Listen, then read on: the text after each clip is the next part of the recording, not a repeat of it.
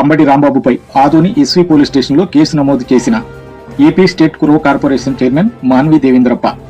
ఈ సందర్భంగా ఆయన మాట్లాడుతూ వైఎస్ఆర్ పార్టీ నాయకుడు అంబటి రాంబాబు దురుసు వ్యాఖ్యలపై తీవ్రంగా స్పందించారు.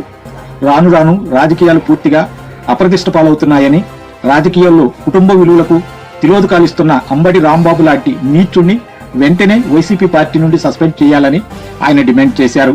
భవిష్యత్తులో మరెవరూ ఇలాంటి దుశ్చర్యకు పాల్పడకుండా తగిన గుణపాఠం చెప్పాలని వైసీపీ పార్టీ అధినేత జగన్మోహన్ రెడ్డికి ఆయన హితవు పలికారు. ఆయన 4 సార్లు ముఖ్యమంత్రి అయితే కూడా ఎక్కడ రోజు నోరు చొక్క గలీజ్ మాట్లాడలేదు ఆయన. ఈరోజు నిన్న వైసీపీ నాయకుడు అంబటి రాంబాబు కల్తీనేయి తిరుపతి మహా పుణ్యక్షేత్రం తిరుపతి వెంకటేశ్వర స్వామి ప్రసాదం ఈ భారతదేశంలో అత్యున్నత దేవస్థానం అంటే ఒక తిరుపతి లడ్డు. తిరుపతి లడ్డు యాడికైనా ఎవరు పోతున్నా మాకు తిరుపతి పోతే లడ్డు ఏంటంటే ప్రసాదం ఏమని అంటున్నారు. అట్లా మహా వెంకటేశ్వర స్వామి ప్రసాదంలో కల్తీ నెయ్యి కలిపి ప్రసాదం తయారు చేశారు. 250 కోట్లు తండ్రి కొడుకు జగన్మోహన్ రెడ్డి, వైఎస్ సుబ్బారెడ్డి తిరుపతి ఎండోమెంట్ చైర్మన్గా ఉండి 250 కోట్లు అవినీతి చేస్తే సాక్షాత్ మేముగా చెప్పింది అది.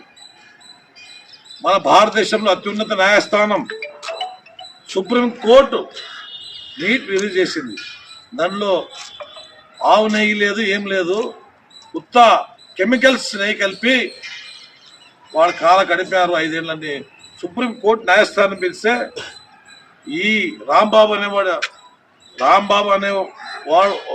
గారు మేము వాడు స్వచ్ఛంగా మాట్లాడలేదు కదా, మేము మాట్లాడతాం, మాకు మానవత ఉంది, మన నాయకుడు మాకి నీతివంతమైన వాళ్ళు పంపించారు. ఇవతు రాంబాబు గారు మాజీ ముఖ్యమంత్రి వర్యులు 2 సార్లు ఎమ్మెల్యేగా అయినాడు. అతని ఆయన నోటి నుంచి 70 ఏళ్ళు వయసు అనేది, నువ్వు అప్పుడే తాత అయిపోయినావు.